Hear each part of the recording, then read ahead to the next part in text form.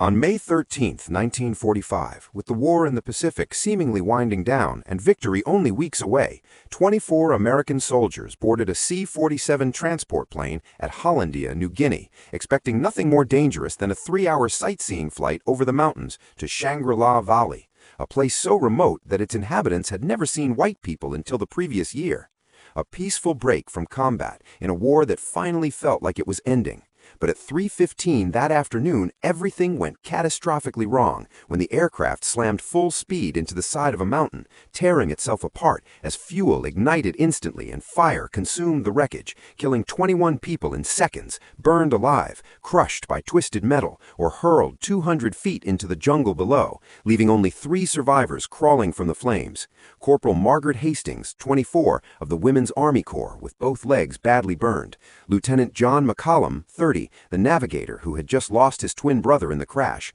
and Sergeant Kenneth Decker, 23, the radio operator with a fractured arm and severe burns, now stranded in a forgotten valley surrounded by 14,000-foot mountains with no radio, no supplies, and no way out, 150 miles from the nearest Allied base, separated from rescue by jungle, swamps, sheer cliffs, and Japanese patrols still hunting stragglers. And to make matters worse, they had crashed in territory controlled by the Donnie tribe, Stone Age warriors who had killed outsiders before, giving the 3 survivors days to live at best, because no one had ever been rescued from Shangri-La Valley, a place considered unreachable until the U.S. Army decided to attempt what experts openly called suicide, a glider snatch extraction never before done with passengers, never attempted in mountains, never tried behind enemy lines, an operation so dangerous that pilots wrote goodbye letters before attempting it.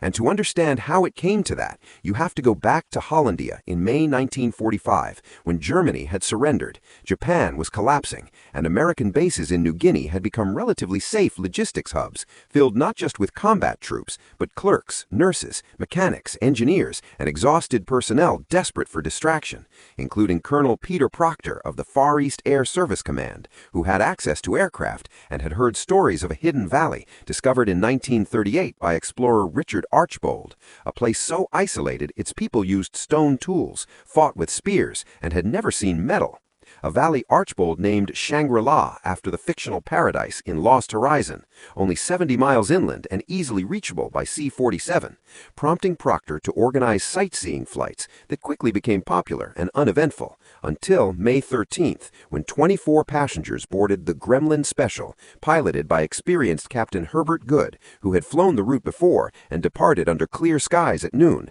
with Margaret Hastings excited for her first real adventure beyond mail sorting, John McCollum sitting near the front with his twin brother Robert, and Kenneth Decker enjoying a rare break from war. And as the aircraft reached the mountains, Captain Good descended below standard altitude to give passengers a better view of the Donnie villages, terraced gardens, and warriors below, circling once and then dropping lower for a final pass when turbulence struck, powerful downdrafts dragging the aircraft down as Good tried to climb, engines roaring but too low and too slow, the mountain wall rushing toward them as passengers screamed, the left wing clipping trees, the plane spinning sideways, the fuselage slamming into the slope and erupting into fire. Margaret Hastings remembering the sound of tearing metal and the feeling of flames on her legs as smoke filled the cabin until someone dragged her toward a hole and she crawled out, rolling down the hillside as the aircraft burned behind her, flames shooting 50 feet into the air, ammunition exploding, screams stopping one by one, while John McCollum, thrown clear, staggered to his feet, stared at the inferno, called out his brother's name with no answer,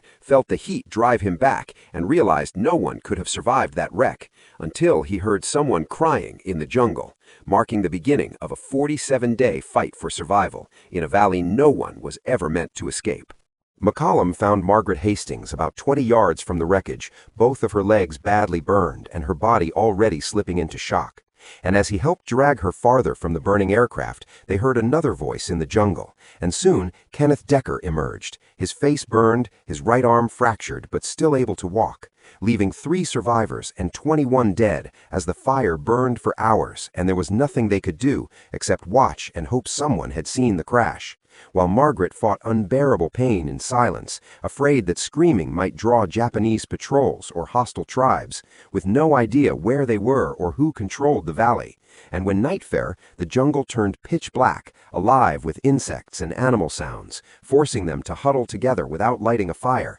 as McCollum found a small first aid kit thrown clear of the plane, containing bandages and a little morphine, barely enough to help Margaret sleep. And by dawn on May 14, the reality set in that they were stranded on a steep mountainside, surrounded by dense jungle, with Margaret unable to walk, forcing McCollum and Decker to build a stretcher from branches and parachute silk and begin the agonizing descent away from the crash site, carrying her inch by inch through brutal terrain, while Decker's injured arm limited what he could do, managing only a quarter-mile in 6 exhausting hours before finding a small stream and then a slightly more open area where they marked their position with parachute material and waited, scanning the sky in vain as planes passed far off, night falling again as Margaret's burns worsened and infection set in, fever rising in the heat and humidity, making it clear she needed antibiotics and real medical care fast. And on May 16, 3 days after the crash, a search plane finally appeared low enough to see, McCollum waving parachute silk until the aircraft waggled its wings, confirming they had been spotted, dropping a supply canister with food, medicine, and a note reading, "Help is coming," a message they read over and over while wondering how rescue was even possible in a valley surrounded by mountains, with no airstrip, no helicopter access, and deep jungle everywhere. While back at Hollandia, Colonel Ray Elwood faced the same impossible problem and rejected every standard rescue option before Major William McKay proposed something bordering on madness, parachuting medics into the valley and extracting everyone using a glider snatch, a technique barely tested with cargo, never with wounded passengers, never in mountains, never behind enemy lines. But with no other options, Elwood approved the mission, and Operation Shangri-La began, starting with Lieutenant Walter H. Herndon, a 24-year-old paratrooper medic from Georgia, and Sergeant Benjamin Bulatao, a Filipino-American combat medic, volunteering to jump into the valley with 200 pounds of medical supplies, antibiotics, food, and survival gear, knowing that the jump itself into tree-covered jungle surrounded by 14,000-foot mountains might kill them before they ever reached the survivors, yet boarding a C-47 anyway because it was the only chance the 3 survivors in Shangri-La Valley had left. On May 19th, 6 days after the crash, it was finally time to jump into Shangri-La Valley. And after a 3-hour flight, Lieutenant Walter Herndon and Sergeant Benjamin Bulatao checked their parachutes and reviewed the plan, knowing the drop zone was only a rough clearing about 2 miles from the survivors, the best option available, but still surrounded by trees and danger.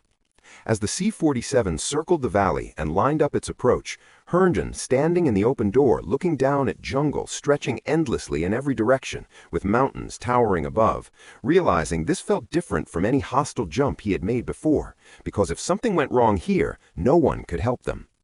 Then the light turned green and he jumped, the parachute deploying as the jungle rushed up. Herndon trying to steer away from the trees, but finding it impossible as the canopy smashed through branches and snagged, leaving him hanging 20 feet above the ground, with the harness cutting into his chest until he hit the quick release and fell hard, pain shooting through his ankle, sprained but not broken, able to walk.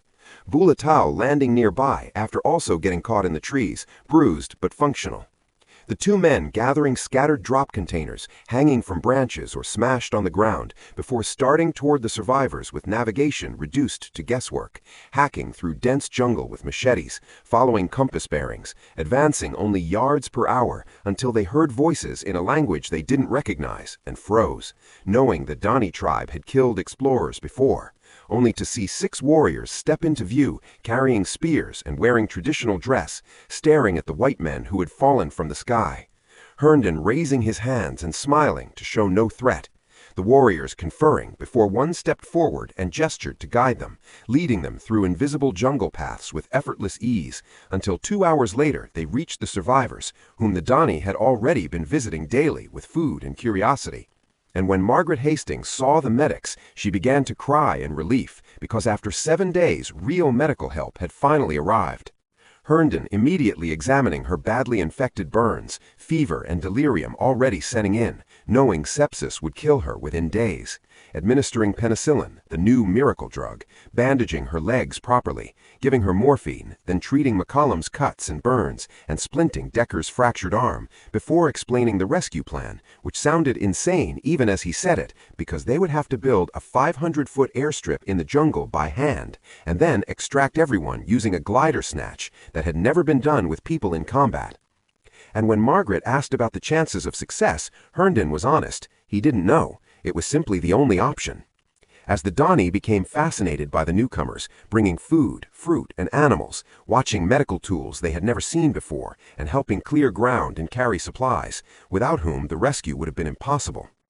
And on May 20th, Herndon surveyed the valley floor and realized the scale of the task ahead. 8-foot kunai grass, trees, rocks, and roots like steel cable, with only 2 wounded survivors, friendly locals with stone tools, and very little time, prompting him to radio for more men and equipment, leading Colonel Elor to drop axes, saws, shovels, explosives, and then authorize more paratroopers. 15 additional men jumping into the valley over the next week, many injured on landing, but all surviving. Until by May 26th, Herndon had 17 men working in brutal heat and humidity, shirtless, sunburned, dehydrated, drinking purified stream water and eating rations supplemented by Donnie food, cutting, digging, rolling rocks, leveling earth with muscle alone. Progress measured in feet per day, as dozens of Donnie warriors joined enthusiastically, fascinated by carving a path for flying machines, while Margaret slowly improved under antibiotics, fever subsiding and infections healing, though she still couldn't walk and would have to be carried to the glider if extraction ever happened, watching the strip grow and wondering if she would die in Shangri-La waiting, as McCollum and Decker helped where they could, and McCollum took on a leadership role to keep spirits up, all of them under crushing psychological pressure, knowing the extraction method had never been proven.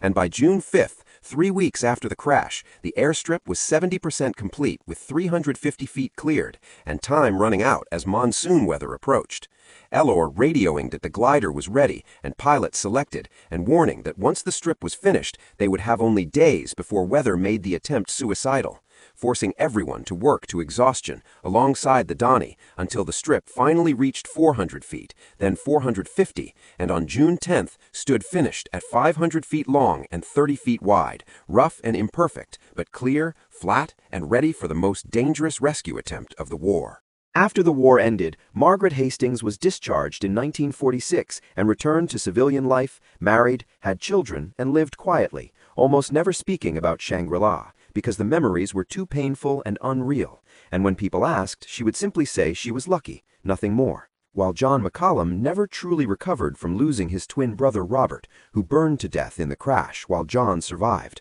a randomness that haunted him for the rest of his life, as survivor's guilt followed him through continued military service, retirement in California, and quiet reunions with the other survivors and rescuers until he died in 2008 at the age of 89, still carrying the weight of that valley. And Kenneth Decker, healed from his injuries, finished the war, went home, and rarely spoke about what happened, always deflecting credit to the paratroopers, the glider pilot, and the Donnie people, seeing himself not as a hero, but simply someone who lived when others didn't, a story his family only fully discovered after his death in the 1990s, when they found his medals, citations, and newspaper clippings he had never shown anyone. While Lieutenant Walter H. Herndon became legendary within the 1st Reconnaissance Battalion as the medic who jumped into Shangri-La and saved 3 lives, earning medals and recognition he consistently redirected to his team, the engineers, the pilots, and the men who built the airstrip, remaining in the military, serving in Korea, retiring as a colonel, teaching military medicine, and influencing generations of medics before his death in 1997. And Captain William Samuels, the glider pilot, never flew another mission like Shangri-La because nothing ever matched it. 9 round trips into an impossible valley, 18 landings and takeoffs on a 500-foot dirt strip surrounded by mountains without a single accident or casualty, earning him the Distinguished Flying Cross, though he told reporters he was only doing his job, something everyone knew wasn't true because most pilots would have refused. And after the war he flew commercially for 30 years until his death in 2003, where Margaret Hastings delivered his eulogy, crediting him with giving her a second life. And although the glider snatch technique was tested again, it was never used in combat, considered too dangerous, too unpredictable, with Operation Shangri-La remembered by planners as a near miracle where everything had to go right and somehow did, not because of technology, but because extraordinary people chose to act. Yet the story slowly faded from public memory, becoming a footnote of World War II as veterans returned home and the jungle reclaimed the airstrip, the Shangri-La Valley slipping back into isolation. Until decades later, a documentary team returned and found descendants of the Dani people who still remembered the flying machines, the injured woman, the men who cut a path through the jungle, and who still treasured metal tools and fabric left behind as proof that the story was real, proud that their ancestors had helped save lives. And that is the true lesson of Operation Shangri-La, not about aircraft or tactics, but about people who refused to accept that rescue was impossible. Margaret Hastings refusing to give up, John McCollum holding everyone together, Herndon jumping into the unknown, Samuels flying into terror, the Dani helping strangers without hesitation, and dozens of soldiers working in brutal heat for people they had never met, proving that impossible is only a word until someone decides it isn't. And if this story moved you, please like the video, subscribe for more forgotten World War II stories, tell us where you're watching from in the comments, and share any stories of service or impossible rescues you've heard, because the survivors of Shangri-La and the people who saved them deserve to be remembered as the heroes they were.